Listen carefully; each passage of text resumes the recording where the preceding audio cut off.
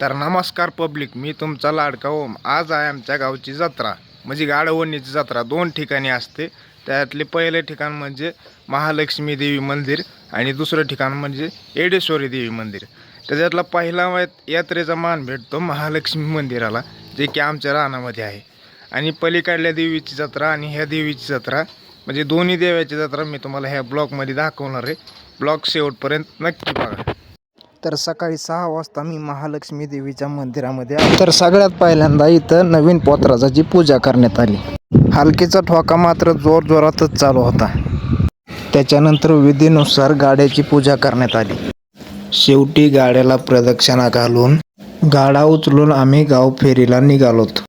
प्रदक्षिणेला गाडा घेऊन निघाल्याच्या नंतर पहिला मान चांभाराच्या पूजेचा असतो.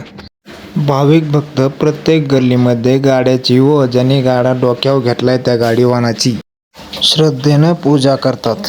गाव फेरीच्या नंतर गाडा पहिल्या नंबरच्या गाडीमध्ये आणून ठेवला जातो. जोपर्यंत गाड्याची फेरी पूर्ण होत नाही तोपर्यंत पहिला गाडी मंदिरात निघत नाही असा नियम आहे. पहिल्या गाड्याला घेऊन आम्ही गाव फेरीला निघलो. प्रत्येक गाड्याला हलकीच्या तालामध्ये गाव गल्लीमध्ये फिरवलं जातं.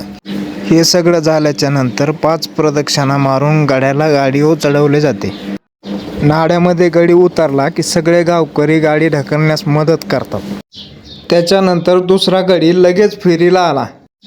गाड्याला प्रदक्षिणा मारून हा गाडी शेवटच्या टप्प्यात आला आणि या गाड्यानं सगळ्यापेक्षा लांब गाडी ओढली आणि इथे संपते महालक्ष्मी देवीची यात्रा.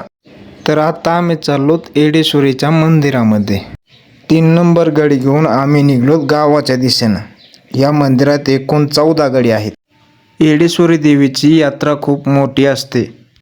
तर मी ब्लॉग लय मोठा होऊ नये म्हणून एवढं दाखवू शकलो. व्हिडिओ चांगला असेल तर लाईक करा.